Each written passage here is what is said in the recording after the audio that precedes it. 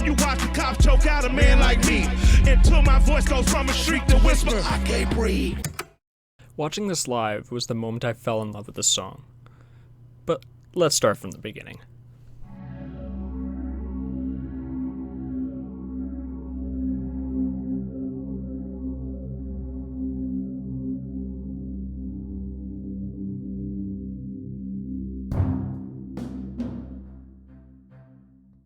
Walking in the Snow is my favorite song by Run the Jewels because of how powerful it is. So I'm going to try my best to go through it and explain why I think it's so powerful. I'll go through this in two sections: context and content. Context is in two subsections: context of the album and context of the world. Content will split into background music, rhyming, and lyrics. And as always, if you haven't listened to the song before, you can listen to any streaming service, as well as in the description, there'll be a link to the Holy Kalama Vote version. Run the Jewels is a politically charged rap duo consisting of LP and Killer Mike, who formed in 2013. Since then, they've released 4 studio albums featuring some big names such as Gangsta Boo, Danny Brown, and Zach De La Rocha. Together, they've also made some songs featured in trailers for Black Panther, Made my way through the brush. There was no training or taming of me and my bruh. Live like a man, but I'm animal raw. Venom, We have been cursed by the curse. We shooting first on our turf. Pay us our proper respect. You pray for your God to end the perverse. He sent the worst of the worst. and most importantly, a Cadillac car commercial. We all have our own journey ahead of us. They've also worked with Adult Swim and made a song for the best PC game of 2020 consisting of exactly 0 glitches according to Gamescom, Cyberpunk 2077.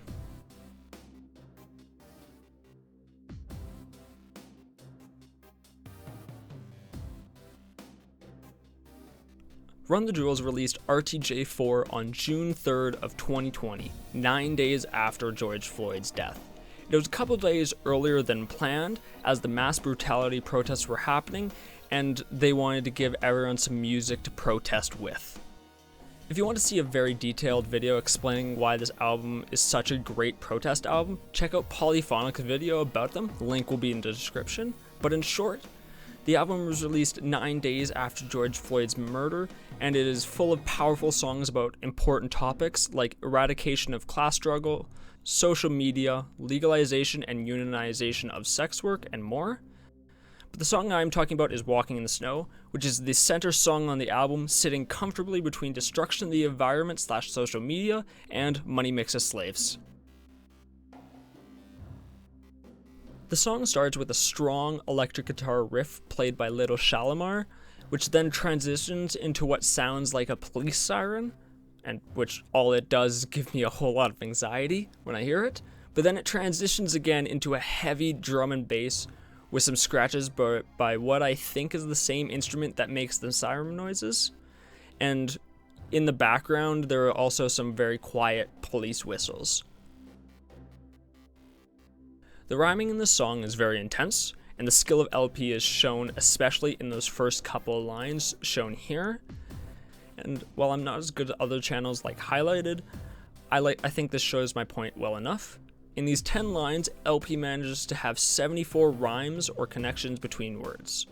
Once the music transitions to a heavy beat, LP starts rapping about an oppressive government, even referencing the famous poem First They Came, which talks about how when a government starts scapegoating certain groups, they eventually run out of goats to scape, so they have to move on to a new animal. And at a certain point, the unconcerned or supporters will be at the front of that line. The music in verse 2 starts off with different background music, but still keeps the same scratches that are in verse 1. Verse 2 is about systematic racism, starting off the idea of the school-to-prison pipeline, which is the idea of how the government underfunds schools that have low test scores to decrease the likelihood that they become successful. This is not the first time Run the Jewels has talked about this topic. The line they reference the most is "kill your masters," and this topic is much more connected with that line when you look at the fact that slavery is legal in the US as long as it is a punishment for committing a crime. On QI, Stephen Fry even described it by saying you could almost say they reinvented the slave trade. So, the government has a reason to imprison as many people who cannot fight back, aka poor people. Killer Mike points this out in the line, "They're predicting the prison population by who's scoring the lowest." Here, the music shifts to a deeper sound, but I don't really know what instrument makes it. The fact that the song has 11 audio engineers makes it much harder to specify exactly what's happening, as I don't know a whole lot about music or music production. He then moves on to the brutality of the police on poor and especially black people. It is most beautifully told in the lines, And you so numb, you watch the cops choke out a man like me.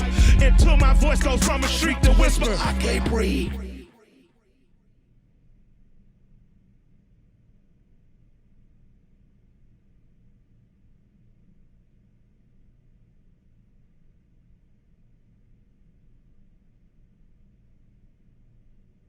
the execution of this line is just beautiful. Remember how I said that this song came out 9 days after George Floyd's murder?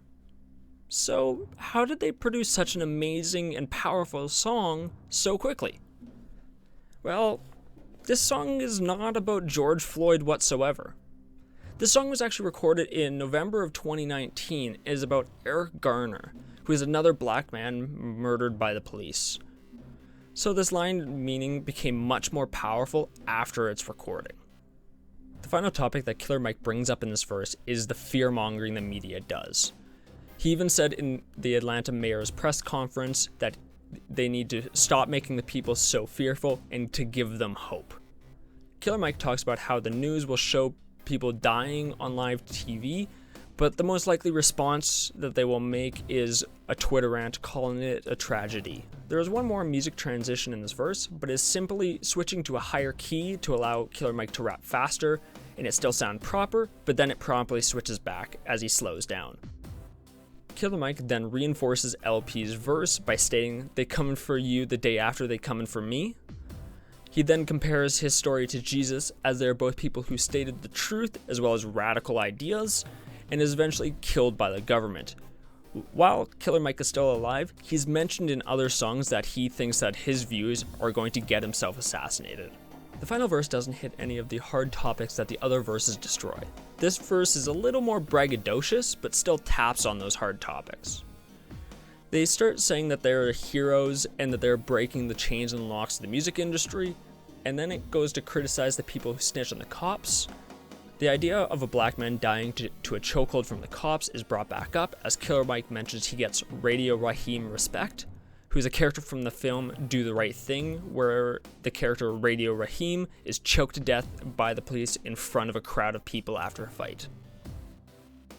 The song ends with a skit by Gangsta Boo, where she jokes about how you can't hate Run the Jewels because they have one black guy and one white guy, so even if you don't like their music, if you say anything, you are being racist.